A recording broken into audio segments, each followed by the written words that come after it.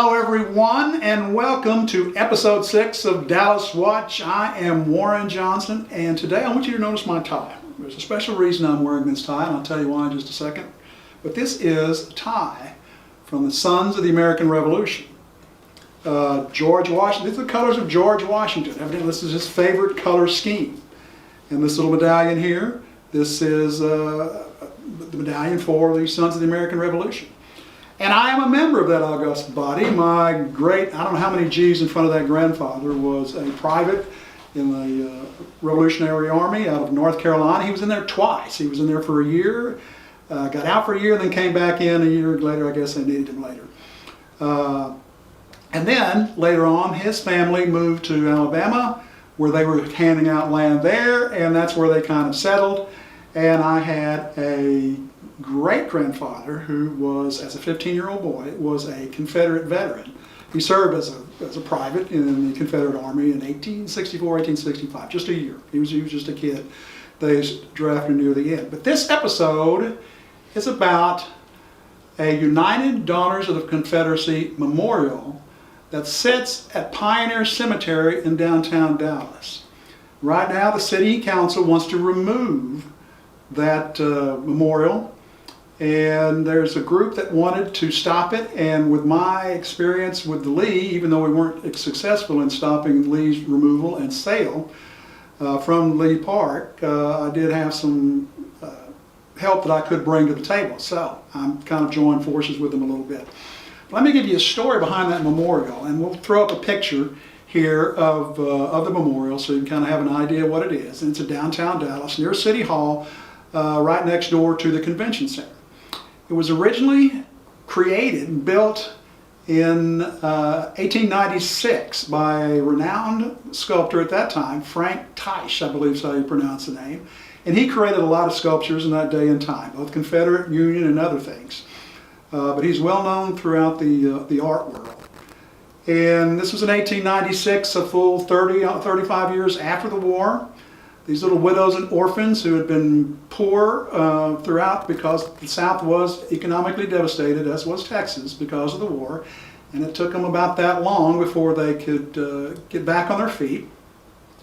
And these little ladies had saved their pennies, and they wanted to create a memorial to their sons and their husbands, brothers, whatever, that fought and died and were no longer there. They wanted some kind of memorial, which is natural, whether or not you agree with whatever their cause was or not. So, the bad history, the reason they wanted to move it is because they said, well, it's racist, and it was put there to intimidate blacks. Well, again, I've covered this in a previous episode.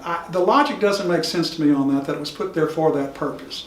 I think it was put there for the purpose that has always been stated, to honor the memory of lost sons and brothers and fathers and grandfathers.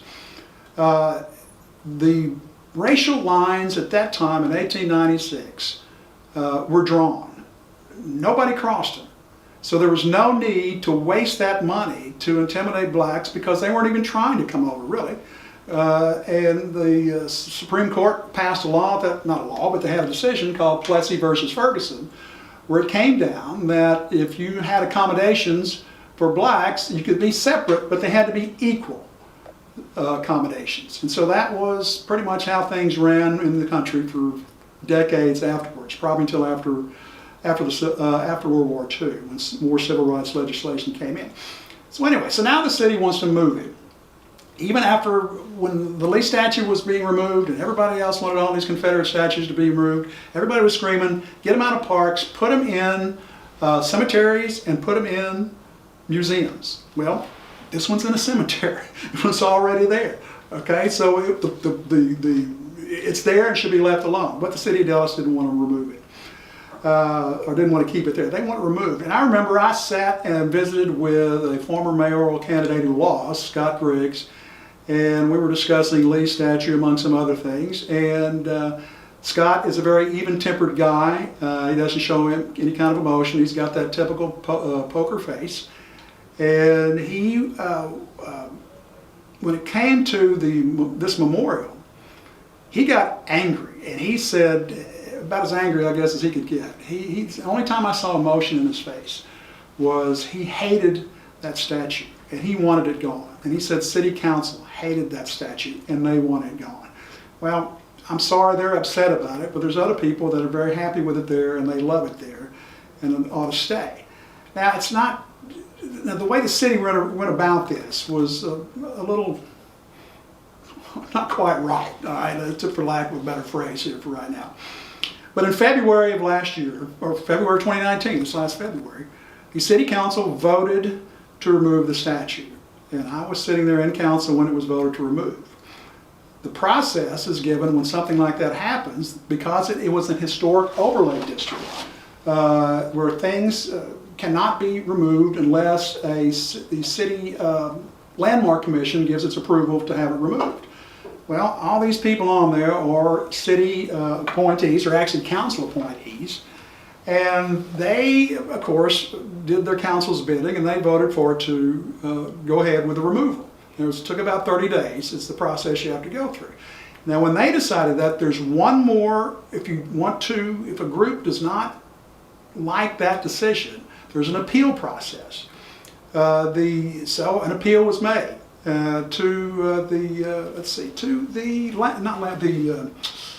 I can't think of the board name. I think it's the adjustment board. But that's where the appeal was made to. And we lost under shady circumstances. And let me tell you a little bit about that. There was a guy named Chris Carter who was the voice for all this. He's the one that stood up and pled the case of keeping it there. And I reached out to him, and because he's the one that said it was really shady the way they did this. So I reached out to him and asked him, "What, tell me about that process." Now, Chris is somewhere. He's trying to come home right now, so he was on a trip and he had car trouble. So I asked him, tell me about what you know about all this. And he texted me back, and I'm going to read you the text. It's not very long. He said, because I asked him, what was the most offensive, the most outrageous thing? And he goes, what has been most offensive, most outrageous? So much. Philip Kingston, the former city council member, Kingston's landmark commissioner, Renee Strickland, was such a shameless dodge. Her only self-stated qualification to be on the landmark commission was that she ran a food and wine festival. Then on the evening of March 4th, 2019, after the monument hearing, Kingston congratulated her on her Facebook page, calling her a badass lawyer. So the point is, she got appointed to do the bidding of Philip Kingston, not because she had historic preservation qualifications. Then it was the Planning Commission. That's where we had to do the appeal to from the Landmark Commission. So the Planning Commission, Kingston's City Planning Commissioner, Paul Ridley, what a filthy operator. As was Mark Clayton, former Councilman Mark Clayton, as was Mark Clayton's commissioner, Paul Jung. Jung said the City Planning Commission manipulated their calendar all the time and backdated documents all the time.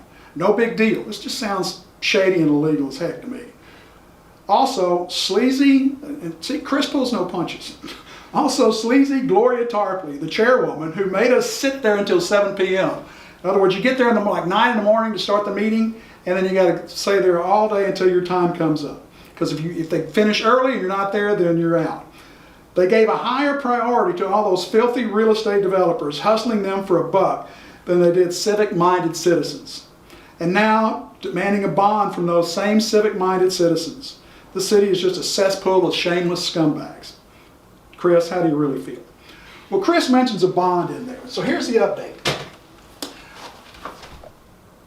We pooled our resources and we went and we got an attorney. Was already working on the LEAP thing, and so he moved the LEAP statute project in with this one. So we're kind of doing some things together.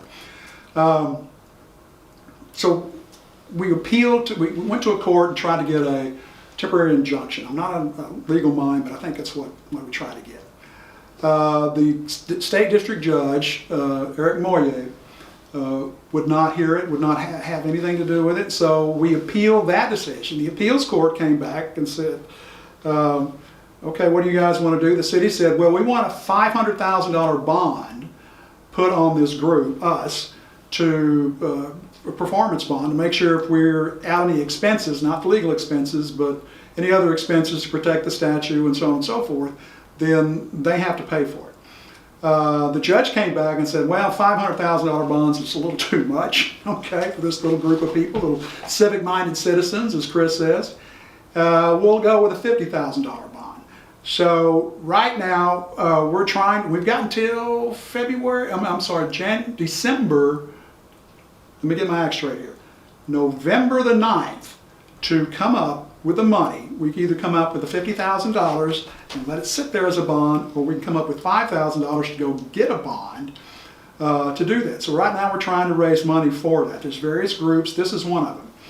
And I'm going to give you a website here too to go to that you can donate on. It's the Lee website, because the Lee website I've got, we already have a PayPal button on there. We're already set up. We're a 501c3 state nonprofit, so donations there are deductible. Some people are confused. Well, why do you have the Lee thing there? Is this for Lee or is it for the statue? Well, Lee is already gone, and we're really not working on that.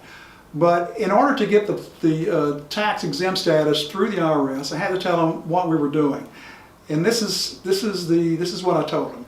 I said, we're for the protection, preservation, and maintenance of historical statuary, markers, plaques, and cemeteries in Dallas County. So that statue, the Daughters of the Confederacy statue memorial in Pioneer Park is Pioneer Cemetery, falls under that, and so we can use that money for legal expenses or whatever we need. So if you could go there to www.returnlee.org. Some of the legal documents are up there as well, so you can see what it says, the judge's response regarding the bond, which is right here. There's one of these right here. It's on there. And also a little more, there's a little longer opinion from the court that gives the opinion of what the justices think of this particular case. And anyway, so you can go to the website there. You could donate to the cause. It's safe donation through returnlee.leepark.org.